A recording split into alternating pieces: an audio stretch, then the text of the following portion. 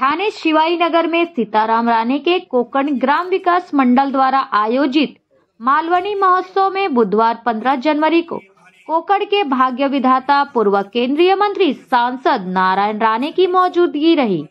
इस खास मौके पर विधायक एडवोकेट निरंजन डावखरे, आयोजक सीताराम राणे, परिवहन सदस्य विकास पाटिल, संतोष राणे आदि की उपस्थिति रही। सांसद नारायण राणे ने कोकण ग्राम विकास मंडल जैसी संस्था का निर्माण किया, जिसका उन्होंने सीताराम राणे को शुभकामनाएं दी।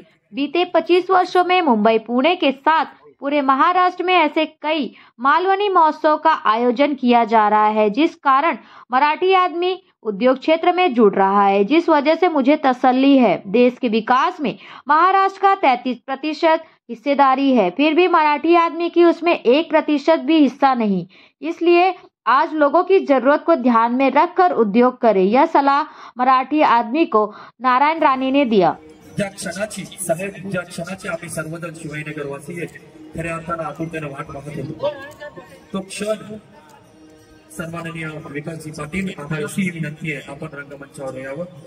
त्याच पद्धतीने सन्माननीय श्री निरंजन साहेबांना विनंती आहे, या सन्मानाचा स्वीकार करायचा आहे। त्यानंतर मी सन्माननीय श्री सीताराम राणे साहेब त्याच पद्धतीने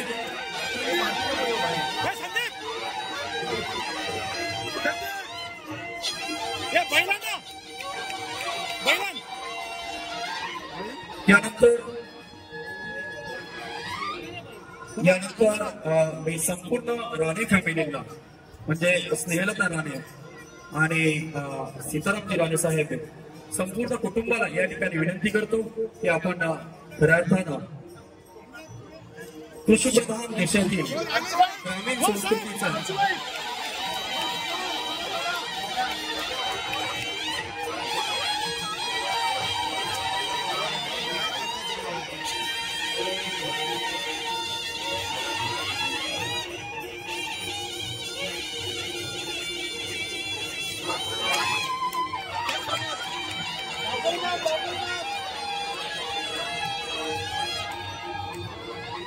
खऱ्या अर्थानं कृषीप्रधान देशातील ग्रामीण संस्कृतीचा भाग असणारी बैल जोडी साहेबांनी या ठिकाणी सीताराम राणे साहेबांनी या ठिकाणी साहेबांना दिलेली आहे।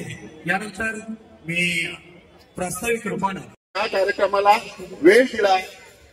अगदी एक आठवण म्हणून तुम्हाला सांगतो, आजारी असताना सुद्धा त्यांना डायबिटीस हेरी आहे बऱ्याच वर्षापासून, त्यावेळी ते बांद्र्याला राहायचे आणि मालवणी महोत्सवाला त्यांनी तारीख दिली होती, मी उद्घाटनाला येतो, पण त्रास त्यांना त्यावेळी जास्त झाला होता। डॉक्टरने सांगितलं होतं आराम करायला। आम्ही त्या दिवशी सकाळी बंगल्यावर भेटायला गेलो तर मला म्हणाले परिस्थिती अशी आहे, डॉक्टर आमच्या माझ्या समोरच होते, परिस्थिती अशी आहे, काय करू, तरी सुद्धा येऊ का? म्हटलं दादा नको, हा 10 दिवसाचा कार्यक्रम आहे, तुम्हाला ज्या दिवशी जमेल त्या दिवशी तुम्ही या। आणि कार्यक्रमाच्या आठव्या दिवशी दादा इथे आले। साबू सावंत आमचे कैलासवासी कल्याण डोंबिवली महानगरपालिकेचे माजी महापौर, आपले सर्वांचेच नेते आणि आपले सर्वांचेच नेते सन्माननीय राणेसाहेब, त्याचबरोबर मंचावर उपस्थित सन्माननीय सीतारामजी राणे, त्याचबरोबर उपस्थित विकासजी पाटील, मंचावर उपस्थित सर्व मान्यवर। खरं तर या दिवशी या महोत्सवात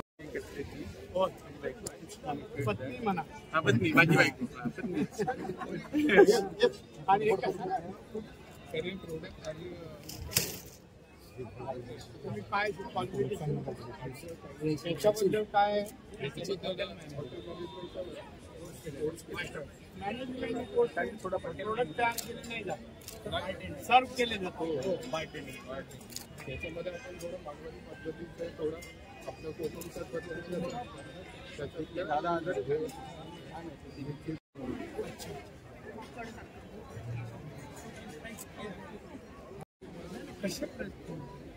एका ठिकाणी स्थायिक राहावं, एका जागा बघायला लागते।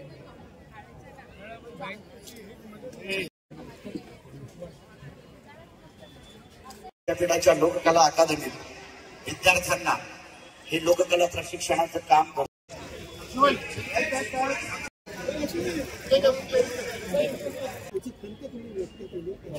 वाढावीत म्हणून खंत आहे, हे वाढावीत, मराठी माणसं व्यवसायात पुढे यावीत टक्केवारीने यावी आणि आमच्या GDP मध्ये मराठी माणसाची टक्केवारी असावी या हेतूने बोलतो.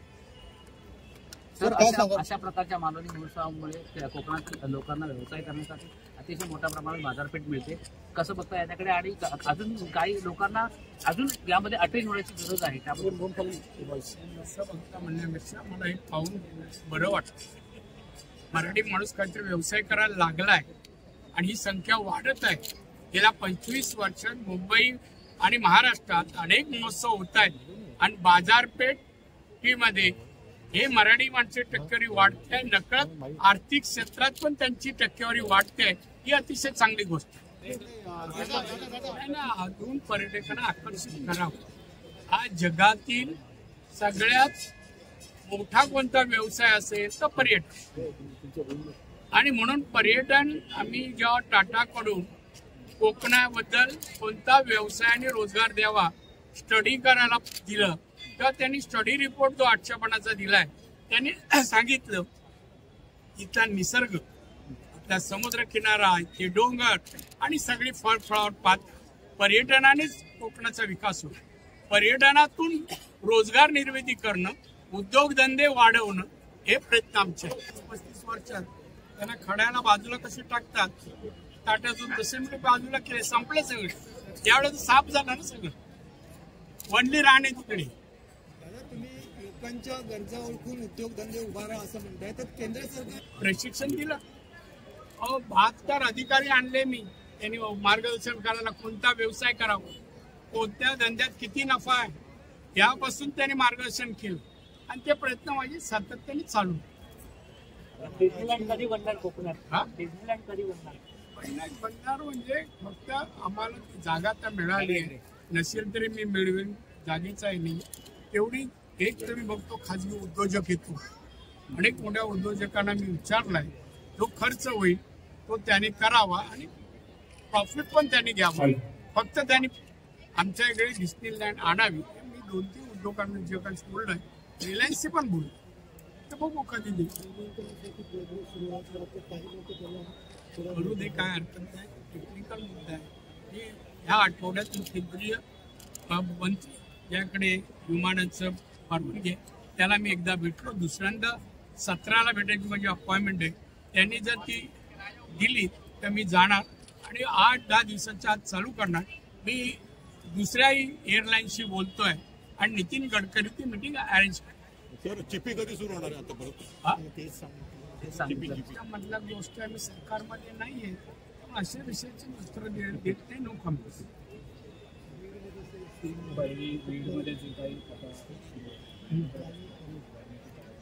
सरकारने कारवाई केली चालू आहे. वाल्मिकीकरण आतमध्ये आहे, काही लावला त्यानं. त्यांचे समर्थक जे आहेत त्या समर्थक रस्त्यावरती उतरलेले आहेत. दोघांचेही समर्थक रस्त्यावरती उतरलेले आहेत. कारवाई करेल ना, आता करतातच आहे ना सरकार, कमी पडलं नाहीये. याचा बंदोबस्त हे सरकार करेल. काय तर तुम्ही तुमच्याशी बोललो, पत्रकारांची भावना आहे, मी रात्री बोलणार आहे देवेंद्रशी, सांगतो मी, जास्त लक्ष द्या. काँग्रेसची शिवसेना झाली का शिवसेनेची काँग्रेस झाली ही लोकच सांगते, मला त्याच्यात पडायचं नाहीये. आणि भास्कर जाधव यांचंही जे मत आहे ते खरं असेल, संपत चालली आहे, वस्तुस्थिती आहे. कोण आहे आमदार त्यांचं, कोण सांगा, खासदार कोण नाही कोकणात. उपद्रवी लोक आहेत तेवढे शिवसेनेचे. संजय राऊत यांनी सांगितलं नको नावा दिवस चांगला सकाळी कांदूरगावात येतील तुम्हाला. काय काय त्याचं राहिलंय हो. आज असं बोलतो, उद्या लगेच सरेंडर होतो. एक काय ठिकाण नाही. आता वैचारिकता गेली आहे आणि त्याचं खर्चीकरण झालंय आणि त्यामुळे तो आता नैराश्याच्या भावाच्यात आहे. असं बस आजच्या दिवशी.